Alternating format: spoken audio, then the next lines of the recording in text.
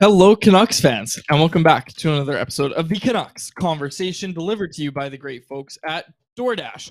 Ding dong. Use promo code CONVODD, capital C, capital D's, all one word, CONVODD. That will get 25% off and free delivery on your first order with the DoorDash app. Does not get much better than that, folks. My name is Dave Quadrelli. I'm joined, as always, by the man who built the place, Chris Faber. Our technical producer is Alex Szilard. People already jumping in the chat saying, are we back on Bedard watch? Free Jack, free the kids. Sit the vets. Lisa's fired up today. I like it. Lisa's in the chat, fired up. David Jelly, Chris Faber. Canucks Conversation. It takes a lot to get Lisa going like that. She's going. I think she's feeling it. Hassan Ahmed jumped in the chat early and said, can Faber just preview the top picks for this year's draft instead of a prospects report? Let's see what happens on Thursday first. We'll get to that after. We'll see. Okay, and we'll talk about this.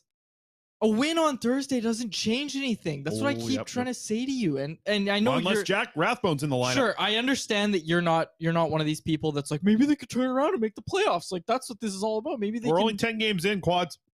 Okay. I'm joking. I know you're joking. But I did want to get this in. Yeah. We are very excited. It's been a while since we've said it, but we're now sponsored once again. All is right in the world again. Oh, it's beautiful. By the great folks at Zephyr Epic. Folks, you can still use promo code hockey season, capital H, capital S, no ad read. This is instilled in my brain. Yep. Capital H, capital S, all one word. That will get you $5 off your order at Zephyr Epic, Zephyr Epic.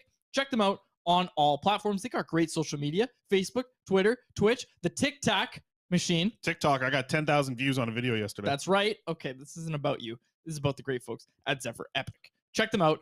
Zephyr Epic on all platforms.com is where you go online to find them and order some hockey cards, some Pokemon cards, whatever it is that you want. Promo code hockey season works on all sorts of cards. $5 off. The best part about Zephyr Epic, I know you're ready for this. I'm ready for it. They ship free anywhere in Canada on any order over $50 from Armstrong. You know where Armstrong is in BC? No idea. North Okanagan. From Armstrong to Altona, Manitoba. Nice little rhyme there. Altona is 100. This is a great city. 100 kilometers southwest of Winnipeg. Population 4,214. Altona, Manitoba. Altona. That's a good name. Is home to the largest replica of a famous painting by Vincent van Gogh. The biggest replica of any Vincent van Gogh painting ever. This is where it is. Is in it Altona, in a museum? Manitoba. I don't know. It could be out on the street. It's a replica. It's the biggest one they got. So how did that happen? You know you have questions that are going to be coming in after that, right? I know. That's well, before I used to do this, never had the live YouTube chat. I hope people aren't before when you used to do this, you didn't have Wi-Fi before. That's true. I got everything here now, but I know you're looking at the screen. Altona, I got more on Altona. Sure. This isn't even the coolest thing. Altona, okay. Obviously, that's huge. The Vincent van Gogh replica painting, the biggest one in the world. They're also known as the sunflower capital of Canada. Lots of sunflowers out there. You know, you like your sunflower seeds. You're a big Spitz guy, right? I am. Or do you like the other brand? There's the two. So Biggs is the other one. Biggs has more. Spitz is Canada, though. Biggs has more adventurous flavors. They got Big Mac flavor, Taco Bell flavor. No, they have a Big Mac flavor? Maybe not, actually. Okay. Something like that. Don't get my hopes up like that. Carl's Jr., maybe. Here, Okay. I got more on Altona. All right. The home of the 2020 World Junior Curling Champions, Mackenzie and Emily Zacharias. They're from there. Yeah, they were the 2020 World Junior Curling Champions, Mackenzie and Emily. For some reason, Sounds when like you sisters? said that, it clicked in my head that was the home of the World Juniors. But wait, there's more. Altona is also home of the Friesens Corporation, which is the primary printer of yearbooks for all of North America. Yearbooks come out of it. There's a lot going on in Altona. Only 4,000 people live in there, but this is a cool town up in Manitoba there. It is. It actually Southwest is Winnipeg, cool. pretty close to North Dakota as well. I think that's on the border there of Manitoba, I believe. Right? Okay. They always say North Dakota is pretty much Manitoba. Yeah, something like that. Something like that. Okay. Are you ready? Because we got a lot to get to I feel today. fired up getting back to a good Zephyr read, though. I tell you what. Yeah, so do I. Zephyr Epic. What's going to be happening moving forward? Our guests are going to be brought to you by Zephyr, which, by the way, sounds like Jet Wu joining the show tomorrow. So Jet Wu throws a massive hit on the weekend. What is he getting rewarded? not ice time. Instead, he comes on the Canucks conversation on Thursday. So we'll get Jet Wu on here tomorrow to chat about him. We'll have some fun with him. I wonder if he remembers the time when he wished me a happy 13th birthday. Oh, yes. Maybe we can get him to do it here on the show. I don't know if he'll remember that, but backstory, real quick. He had a Twitch stream during the pandemic, as many pro athletes did. He was playing NHL, and Mr. Booth jumped in the chat and was like, "Hey, can you wish my buddy Quads a happy 13th birthday?" And like people in the chat were like, "Do it, Jet. Do it, Jet." And then he goes, "Quads, happy birthday." The big, oh no, it was 12th. He goes, "The big 1-2." And everybody in the chat was losing it. And he goes, "I think my chat just trolled me." And I don't know if he ever got the full backstory there. So I missed the Twitch streams. So bring those back. Adam, I miss Mr. Booth, and everybody asks me to bring him back and talk to him because, you know, I've stated before that I have a direct line to the real Mr. Booth, the person behind the account, and he's busy. He's just too busy, and he's like, "I'm not coming back for this." And look, keeps getting suspended on Twitter.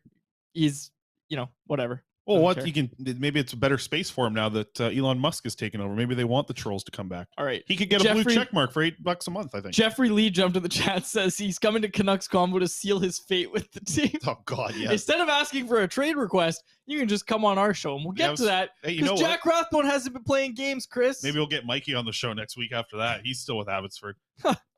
Okay, let's get to the hockey talk here. Vancouver Canucks. They lose. They lose 5-2. Outshot 30-13 in the final 40 minutes. 30-13 from this New Jersey Devils team. Did you see this crazy stat? The Devils have not allowed more than 25 shots in a game this season. This is it. This Devils team is on something, man. That is wild. 14-4 were the shots in the third period. The Canucks were just, I don't think it was about the Canucks. Well, you know what it was? It was about the Canucks playing bad, but also this Devil team is very good. The Canucks just looked poor against this team. They had the one power play, the Devils did. They scored on that.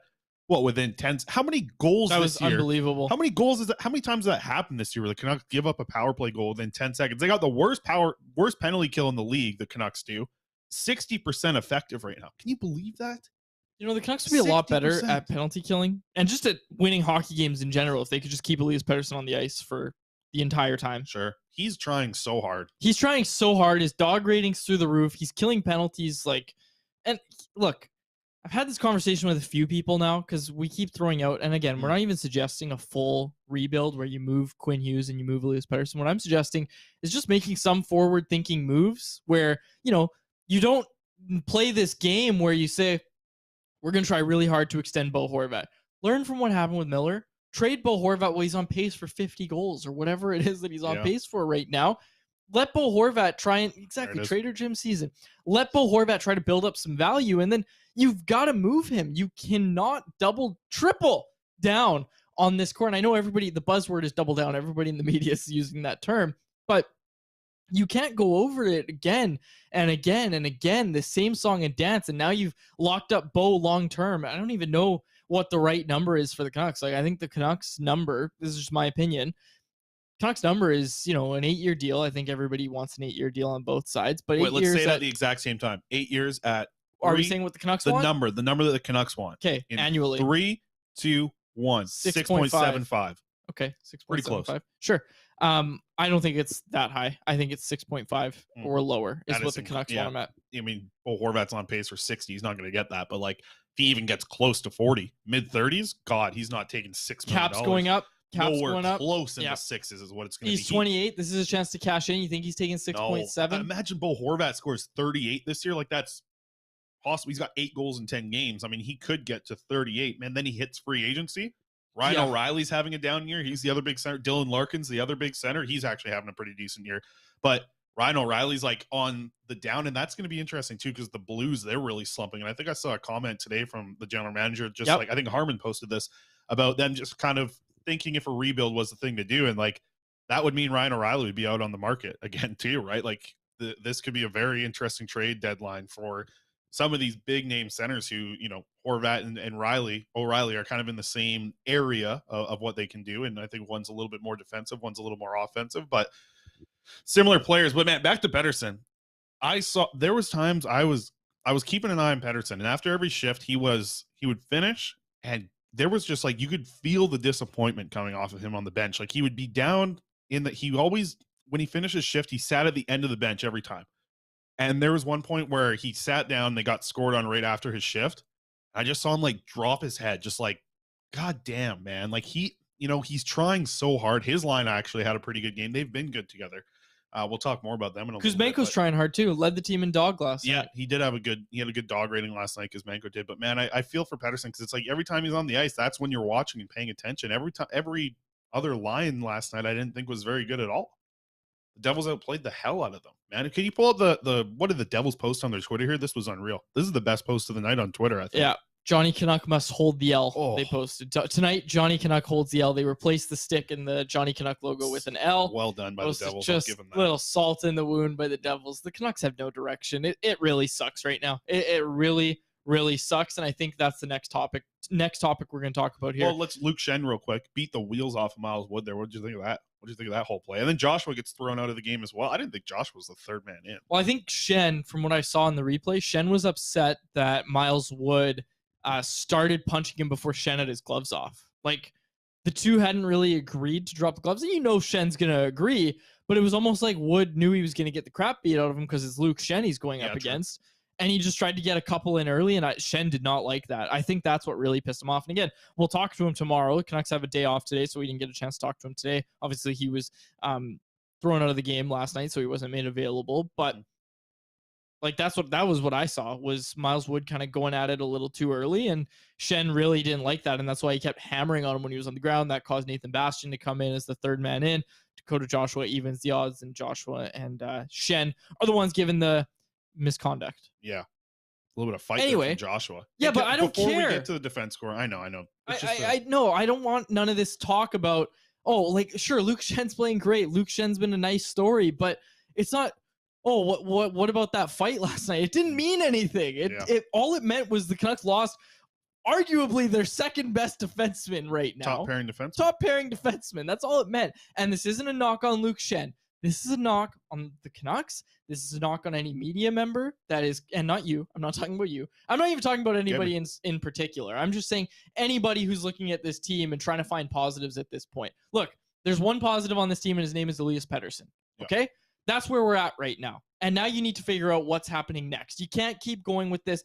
Let's see what happens tomorrow. Maybe Spencer Martin will get a start. Maybe they'll win a game if Spencer Martin's in net, which, by the way, who thought we'd be saying that sentence? Oh, I said it yesterday. You did. But I don't want to get into this. I don't want to get into this. Maybe they can turn this around. I already said last week that, the turnaround's probably coming. I still think it might. It might, but it doesn't mean anything, and that's what I'm trying to say here. And let's be honest, Canucks get some Demko-like goaltending last night from Thatcher Demko. There's a chance they win that game. A couple other negatives I wanted to bring up from that game. The bad giveaway from Vasily Podkolzin on the power play that led to the 2-on-1 against OEL. Where they scored a shorthanded goal. Where he played it worse than I don't think he could have played it worse. I wrote it in the stanchions. I don't think he could have played that puck. We've got a whole thing on OEL. We'll get to that in just a second. But Podkolzin, that's probably his worst game of the season, right? Yesterday, a couple bad giveaways, 17.7% Corsi. He was on the ice. Listen to this, squads. He was on the ice for 0 shots on net in his 12 minutes and 51 seconds. The Canucks didn't get a shot on net. And with Podkolzin on the ice for those nearly 13 minutes, they had 11 shots against. But okay, let's get to the OEL thing, because oh my goodness, that fourth goal. So that was bad on the shorthanded one on its own, but that fourth goal of the game where the Devils go like D to D in their own zone. John Marino makes a breakout pass that goes through, 2-line passes, bring them back, because that's what's killing the Canucks right now. But John Marino made that stretch pass, sent it in on 2-on-1. OEL had the worst read. He went to the complete wrong forward that set up a 2-on-1. How do you set up a 2-on-1 in that situation from a stretch pass from your own zone? It was embarrassing. John Marino's not that good of a passer. Like he's a good puck mover, but he's not that good. OEL just missed his guy so hard, misread the play. I mean, how many 2-on-1s are we seeing against the Canucks right now? It's ridiculous. OEL sucked last night. He was horrible. He was below replacement level. And Jack Rathbone's sitting in the press box. You and I had this chat moments before we went to air.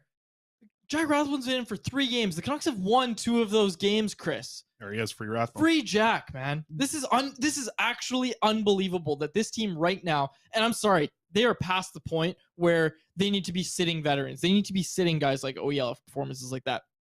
OEL, and it pains me to say it, Tyler Myers, were awful last night. And don't give me this, oh, well, they had tough deployment. Doesn't matter. If you're that bad, there's something wrong with the way you're playing. Doesn't matter about your deployment. Look, you've got a bunch of good lines on New Jersey. Like, it's not like they just had that one line that was crushing the Canucks last night. Yeah. It didn't matter who OEL and Myers were up against. Didn't matter if they were on the penalty kill. Hell, it didn't matter if they were on the power play. OEL in particular, and Myers is a part of the problem, don't get me wrong, but OEL was just absolutely bleeding chances. He was, you can't swear on our show. He was dog water. He was so bad. It was unbelievable. I literally was watching that game and I couldn't believe the mobility. He made Alex Edler look like insert extremely great speed skater here, because holy smokes, that OEL performance last night, and to know that you still got him for 5 years, even the Canucks Army comment section last night, we're usually pretty positive folk. We're talking about how OEL is Louis Eriksson 2.0, and I think it was Lachlan, Gift Master General Lachlan, that tweeted this out. OEL is like the final fart that Jim Benning let out in the Rogers Arena elevator, and it's just lingering around the rink for 5 more years. Yeah. 5 more. I thought it was even more than that. But Brian's got a good comment in here. The season's a waste of time. I think that's what you're seeing a lot of. And a lot of people in here, very much agreeing with you in what we saw from OEL. Lisa's not happy about it. Cody's saying all the OELs. That's what he's taking these days. Make another photo edit there. Hey, you mentioned Jack Rathbone. I said this before we started recording here. So I'm watching Jack Rathbone. Yes, he's in the press box, right? He by himself, basically just sitting in the press box by himself. No other players there with him. Nobody else from the Canucks staff there. He was just like in the press area, sitting there by himself. And I'm thinking this now.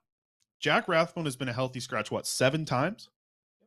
He's also been in the lineup for the Canucks' only 2 wins. Jack Rathbone has been healthy scratch 7 times. He's watched 7 games from the press box. He's watched the Canucks lose in all 7 of them.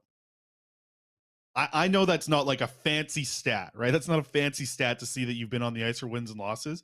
But Jack Rathbone, in the 3 games he's played, the Canucks have won 2 of them. I'm not saying he's the big reason why, but I think there is something to what he can bring in a hockey game that can help this Canucks team look at least a little bit better than what we saw last night. And whether it be a third pairing with, Ethan Bear now as his partner, or even maybe potentially playing with Tyler Myers, the Canucks need to make some sort of change to the defense core, because I wrote in there, if you can see on the bottom here, I didn't write Demko in the defense core. This is Demko in the defense corpse. That's what it's looking like. You did write Demko in the defense corpse. So for the podcast listeners, we're not mispronouncing that word, even though we've done that a few times. Me in particular. The defense corpse. It's literally like, you don't want to rag on one guy because it's a problem all over. And look, Riley Stillman was actually not bad last night. Like, Riley Stillman was fine. And the Canucks were down to 5 defensemen. They had to switch some things up. So Stillman did get pushed into a spot where he had to play more minutes than he should have. Yep. I thought he was fine too. I think Hughes wasn't back to what he's been. I don't think Hughes has been very good this whole season compared to what been himself. Listen, Hughes is, if you look at him just as what he is as an NHL defenseman, he's good, right? He's been good this season, but he's not been Quinn Hughes good so far this season. I don't think that's a knock on him. He's similar story with Thatcher Demko. Yeah. Right. And that's the other guy we're going to talk about is Thatcher Demko. There was a couple there, like I know the rebound goal on the second one there. It's a pretty juicy rebound. Quinn Hughes is on the wrong side, loses his man completely on that one. And that's kind of the thing that we're bringing up with Quinn Hughes there. But yeah, if I'm making the call, it's Spencer Martin on Thursday. Yeah, I think, and it's not saying that Demko has lost it, but I think it's saying just like, he might need just like a little reset. Give him a reset. I think a reset day is nice to not have him in the mindset of, geez, I just had that game a couple nights ago where 4-1 got out of control, 5-2 final. Like, I just think a little bit of a reset here. It's going to be a big night, obviously, with Kevin Bieksa night here on Thursday. The Canucks better show up. I mean, this is talking about Bieksa, a guy who showed up every single night and worked hard every single night in the same way that, like, I think Kyle Burrows needs to push his way back into the lineup here. If I'm changing defense core, and we can touch on it here, in the defense core, like I think you're sitting Oliver Ekman-Larsson on Thursday. I think that's the move. I think you take him out, and then I'd even consider taking out Stillman for Kyle Burrows. That would be the first healthy scratch of Oliver Ekman-Larsson's career. But Louis Eriksson had the first healthy scratch of his career in Vancouver. Sure. And listen, maybe OEL just needs a day off here and there. We know that he doesn't like to take optional skate a lot of the time. He's one of the players who is often missing when they do have the optionals. Might just be better for him in the long run for the season to have some sort of load management with this guy. He's averaged 23 minutes and 11 seconds a game, right? Like he was playing a lot when Quinn Hughes was out of the lineup. On top of that, do you think that they should break up that pairing? Even if you keep them in the lineup, do you break up OEL Myers at this point? Because listen, last year, man, they played good, but this year together, not playing as well as you hoped. And even in the wins, like I didn't think they were they were tasked with being the top pairing, and I thought they were just like fine. They weren't bad, I don't think, in the 2 wins, but the pairing together just last night was really exposed by a good team. And I think that's what's worrisome for me is like that was what a good team looked like in the Devils, and they ran the Canucks out of that building. They, like I said, 30. Said there were boos last night. Yeah, a good scatter of boos on the fourth goal of the game. There's about 5 minutes left, and man, so many people heading out to beat traffic, I assume. But like I said, the final 40 minutes, you get outshot 30-13. Like, where is the pushback? Where is the effort? It was tough. Last night was a tough game, and it wasn't like one that got out of hand, but I think last night was a very honest look at the Vancouver Canucks and what their team is. I think that's what yesterday, it wasn't like the home opener where it was just emotionally a huge letdown and you got blown out. But last night was just like, honestly, this is what this team is. Yep. Right? Against a pretty good team in the Devils who, listen, they've been playing like one of the top 3 teams in the league up to this point, and especially over their last 8 games. But last night I look at it, and that was an honest look at the Vancouver Canucks and an honest kind of evaluation of where this team's at. This team has one NHL-ready prospect, Chris. He's playing good. And he's sitting in the press box. I'll bring him over from Allsvenskan. I'm not talking about him. Oh. We're not talking about that. I'm talking about the one NHL-ready defense prospect that they have. Should have said defense, sure. Defense prospect that they have is Jack Rathbone. And the guy is sitting in the press box. I can't get over 7 games he sat there and watched the Canucks lose. Every time he sat, he's watched them lose. I also want to get this, and I chatted with Jack. I chatted with him the day in Edmonton, first game of the season. And I chatted with him after a handful of losses. And then I chatted with him again like yesterday or 2 days ago or whatever it was. And basically, I was giving him an opportunity to say something like, right. Yeah, it sucks sitting. He said, you know what? I'm part of this team, and if they think the best way out of this is with me sitting, then, I think we're all just need to be pulling on the same rope here. You're not going to get anywhere if you have guys playing for themselves. And look, it's been said a million times before that Jack Rathbone is one of the good people in the game of hockey. But for him to come out and say that to me when I was, asking him, like, how do you feel about sitting? And, he said, we all need to be pulling on the same rope. And I'll get the full quote in a story one day, I'm sure. All need to be pulling on the same rope, and you're not going to get anywhere when you're losing like this if you have guys playing for themselves. And you know what? I wish Jack Rathbone, and again, this isn't a knock on him. I wish Jack Rathbone were able to stand up in front of the team and say that. But he can't because he's sitting. Yeah. He's not part of the leadership group, right? If you had more guys with that mindset, with Jack Rathbone's mindset on this team, you wouldn't be in as bad of a spot as you're in right now. Yeah, I really think Thursday is going to be a telltale sign. I think, I like the fact that it's Kevin Bieksa night, right? You better come out and show well for this. Like, Canucks fans are going to be buying tickets for this big event, right? Like, this is a big event. People want Anaheim too. That's the only team worse than you. Not in the standings. Canucks are the worst team in the standings right now. That's probably one of the only teams that's actually worse than you. Is another the team Ducks. In your division. Who's passing you in a rebuild, by the way. They've already rebuilt. They're done.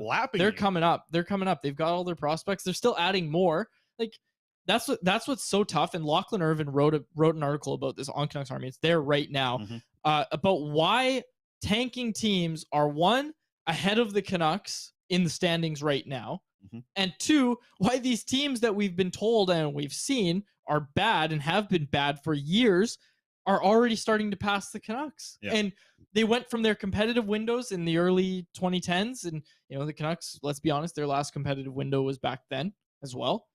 They've lapped the Canucks. They've torn it all down, and now they're ahead of them again. It's embarrassing. It is absolutely embarrassing for this franchise to be in the spot that they're in right now, all because they never bought into a rebuild, and they always shot down the idea of a rebuild. I don't even know what you can say at this point. Free Jack. I don't even know what to say at this point, Chris. there's not much you can say right now. It's embarrassing. And the fact that there's still people out there that are looking at this team, and I'm not just talking fans, I'm talking in the organization. They're looking at this team and saying, well, maybe they can string together some wins. Maybe Demko will play like himself and maybe it'll all turn around for us. There's still people looking at this team in that manner, and it's embarrassing. It's absolutely embarrassing. Yeah, I completely agree with what you said in there. I mean, yeah, and that's why I really look at the next game and I'm thinking, man, this is it's show up or get shipped out on Thursday, right? Like this game on Thursday. Shouldn't be that, man. No, I know, but I think that you should be there already. And not you. I just spit all over myself. Yep. Not you specifically, but this organization. Mm-hmm. They should be there already. It shouldn't. Well, they should have been there before. It shouldn't be, oh, you know what? You did pretty well against Anaheim. Maybe this team's got it. No, yeah. You've seen what this team looks like against competent, like well-built teams. You've seen what it looks like. What more do you need to see? I'll tell you what you don't need to see to change your mind about this team is them stomping the Anaheim Ducks on Kevin Bieksa retirement night. It's embarrassing that we're here. Like, that's insane. Do you hear what we're saying? Yeah. No, I mean, I think this team obviously needs to go in a direction that's not the one that they're in right now, obviously. And Kevin's got a good point in the chat here. Literally everything needs to go right all at once for this team to even have a shot. And it's true. That's just to be a bubble team. That's not even just to be a contender. No. That is just to be I know it's only on the 10 fringe games in. and not at the bottom of the league. Yeah. Like, that's insane. But the problem is, like, the way the season feels like it's going to go is just like they're not going to be able to tank. They're not going to be able to draft in the top 5 of this stacked top 5 draft. They need to make a move so that they don't sit in the mushy middle and draft 14th in this draft by missing the playoffs by 6 to 10 points. Like this team could easily do that. And that's where you can't continue to be in that spot. That is not a retool, a rebuild. That's just sitting there and not making any changes. That's what you're doing. And it's exactly like Kevin said, the only chance this team has at being a playoff team is if everything goes right, like it did last year with Bruce Boudreau. And everything's not going right this season, which is expected.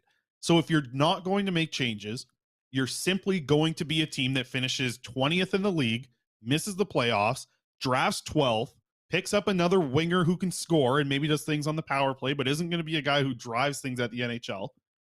And then you're just going to keep adding those. And I'm going to keep tweeting out videos of them. But like, nobody wants that. The change, there needs to be a legitimate change because it's not, these guys are just going to get a year older. And we're at the point now where getting a year older was a good thing 3 years ago because Pettersson was going to get a year older, a bigger and stronger Pettersson. Quinn Hughes was going to be older and more of a veteran.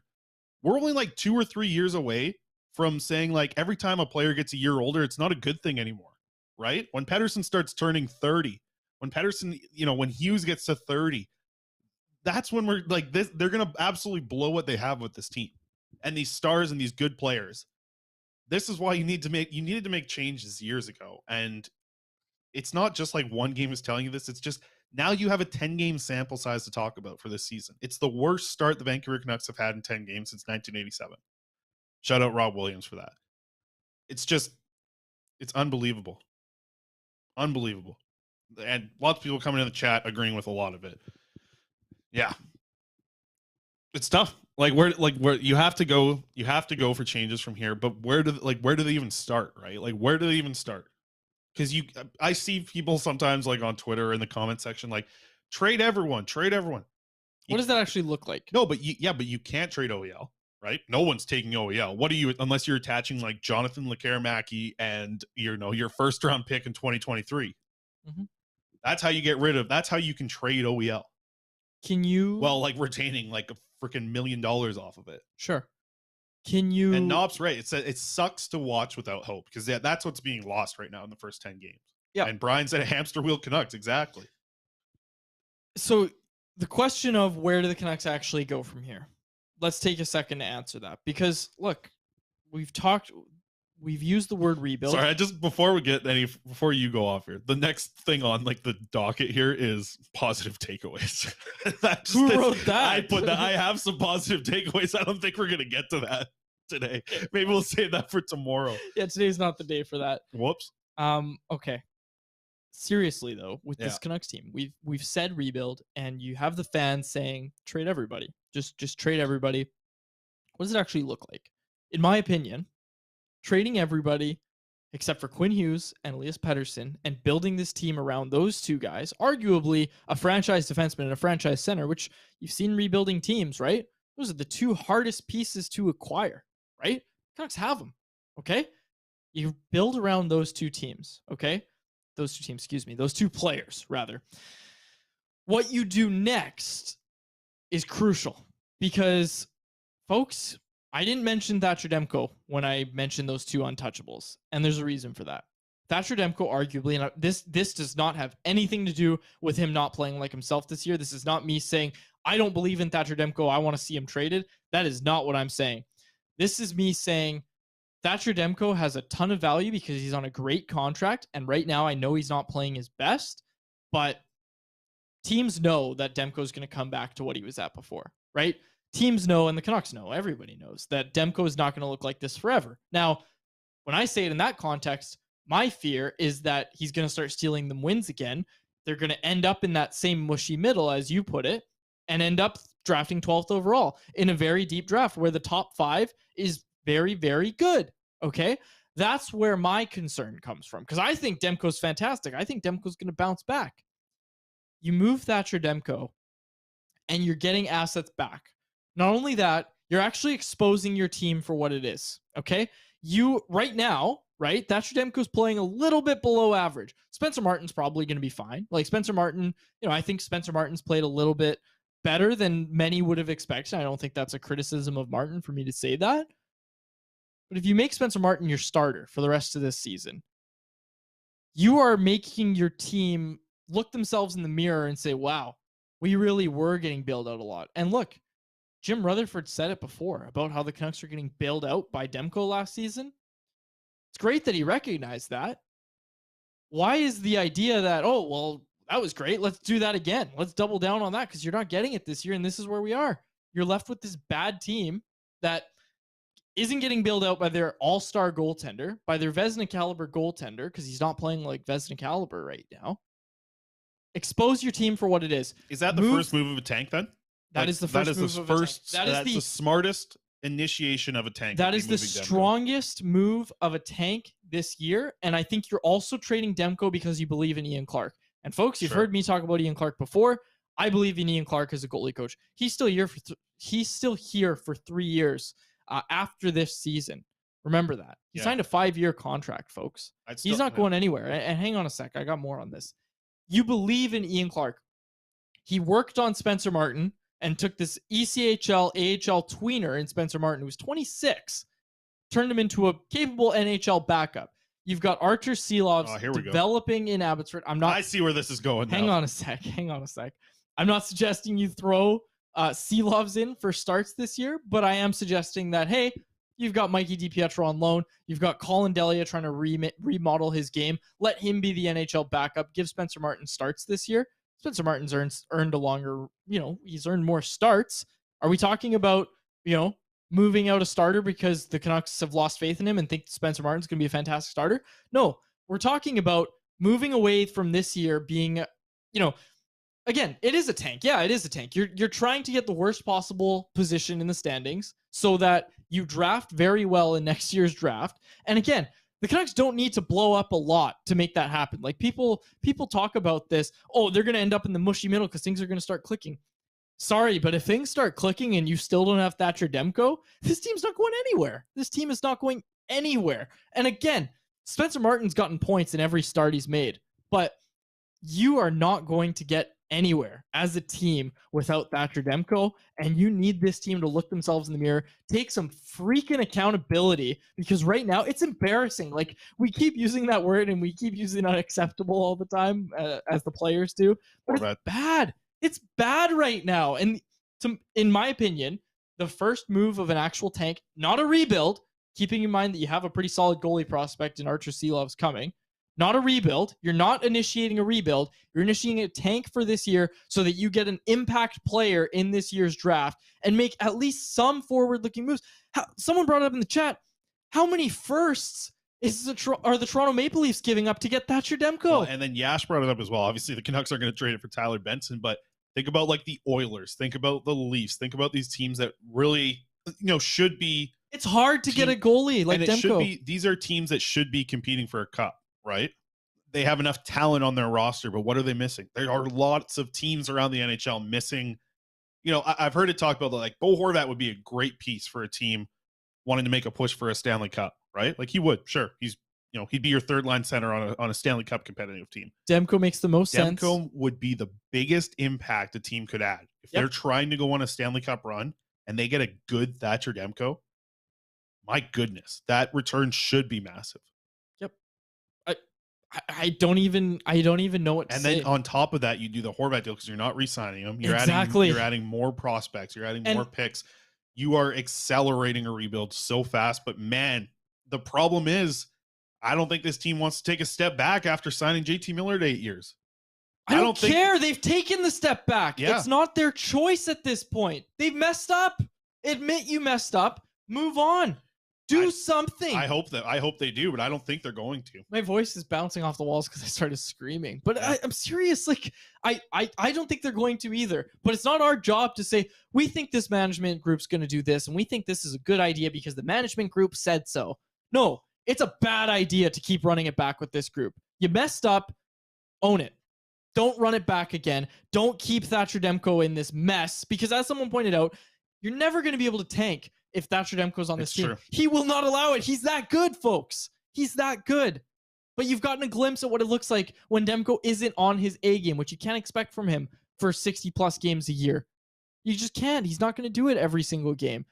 I'm so tired of this, Chris. I'm so tired of this. And again, I'm talking about a retool, okay? You can't undo the contract, as Softball pointed out in the chat. Miller is a sunk cost. You can't redo the contract. I understand that. I completely understand that.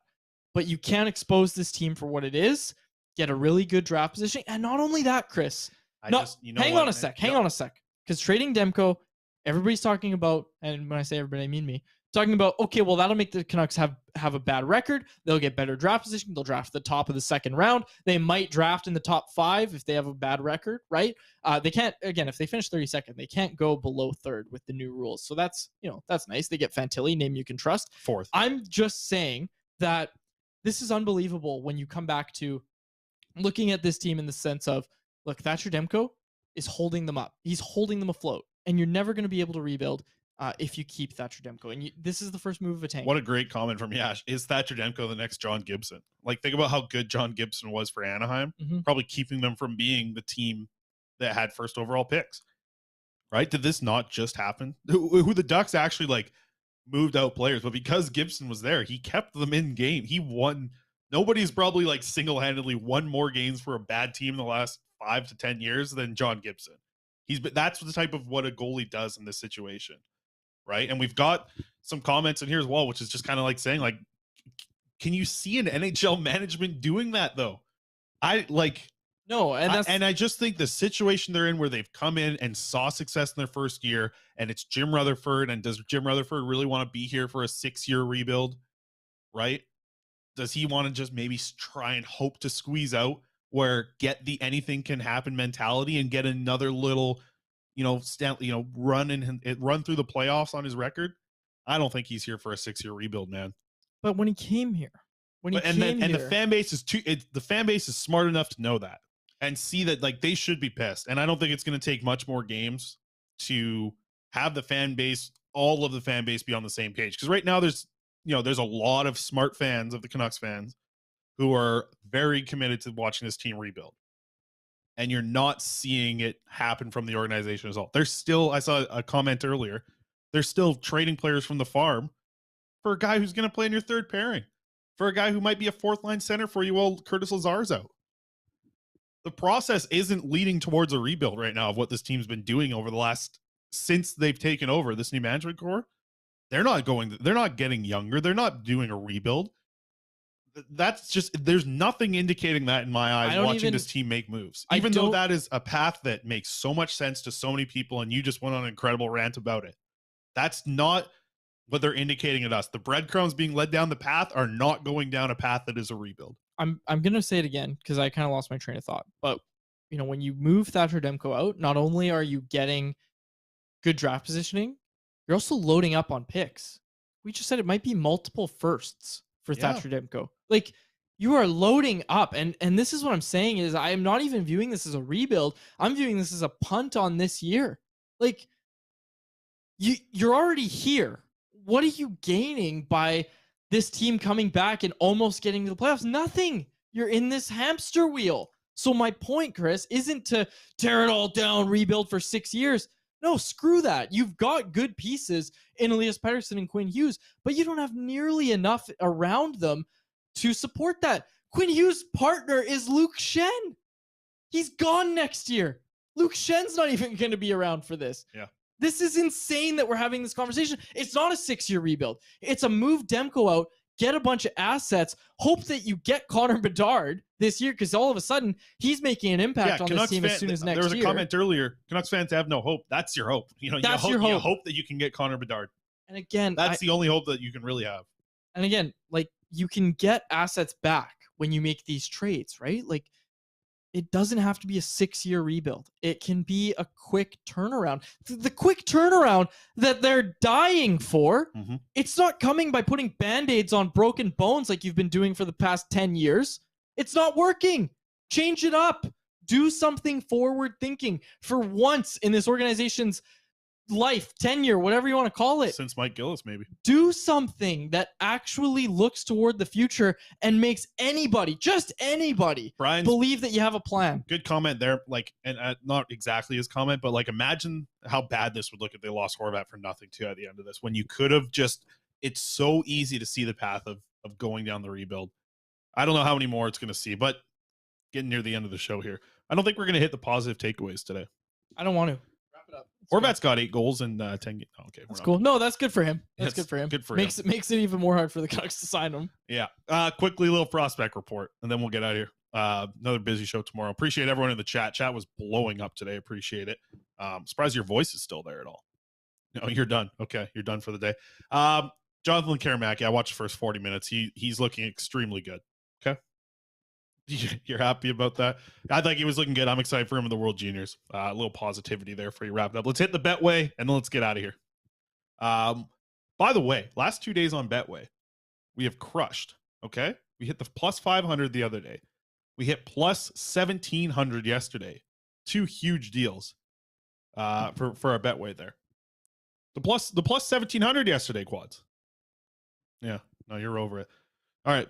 Alex, where is it? We can pull out the bet here today. I got Austin Matthews scoring over 6.5 on the total goals. Maple Leafs to win. That's what this show's coming to. Maple Leafs to win is what we're talking about. Betway, Betway, Betway. Bet responsibly. Must be 19 years or older. Betway, Betway.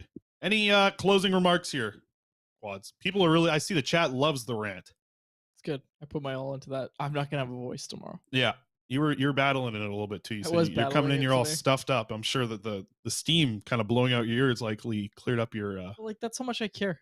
I care. Like, I could just come in, collect a paycheck, mail it in, pull a Canucks. Yeah, right? Well, that's what they've been doing. I could do that. Nobody at Nation Network's gonna alter my pay if I come in here and just rip on the prospects report. Don't give a crap. Try and talk about the positives of this team. Yeah, we tried. I even had it in the bottom there. You did. No, nobody's going to change my pay. I don't have to do this, but I'm doing it because I care. And everybody cares. Like, it would be nice to cover a team that's exciting. It'd be nice to cover a team that's exciting. The fans care. I feel for the fans. I don't care about the team. Like, again, it always comes back to this thing of, oh, when you're media, are you still a fan of the team? No. How can you be a fan of this? You think we would choose to do this? Right? Like, that's not what it is. We're fans of Canucks fans. Like, we want the team to succeed for the sake of the fans, because it is awesome when fans are engaged. Like, even that bubble run. We've never been media members or part of, like, even in our very early days of like blogging at like no name sites. Yeah. Right? Or no offense, but like the Canuck way, where we started, a decent site. But like when we were at the smaller sites blogging, we have never had like a fun team to like an exciting winning team or an organization that feels like it's on the right track. And that sucks, because that would be a lot of fun for us as media members. It'd be a lot of fun for the fans. The engagement would be incredible. I wish that it was 2011 again. I wish this is the team that we're talking about. Yep. But it feels like the opposite. It feels like the opposite of what it was in 2011, when everything was great, when everything was running at the right way. Picks were being used the right way, whether it be trading them off for players at the right time or just, drafting players at the time. Like it feels like the complete opposite. And it sucks that we're 11 years later and at that point. Yeah, let's wrap it up. All right. Do you wrap it up? I always forget. I'll wrap it up. All right. We're out of here. All right. Well, it was actually a fun episode. I had fun today. Somehow. Did you? Well, the chat's always nice to interact with. I appreciate the listeners. I had fun today. Even Yash had some fun. This is fun. We're having fun, everybody. We're good. All right. We'll close it out there. For my co-host, Chris Faber, and our technical producer, Alex Szilard. My name is Dave Quadrelli. Thank you so much for listening to another episode of The Canucks Conversation. We're having fun! Thanks for listening to Canucks Conversation, delivered by DoorDash. Hit the subscribe button to never miss an episode. How about keep it to a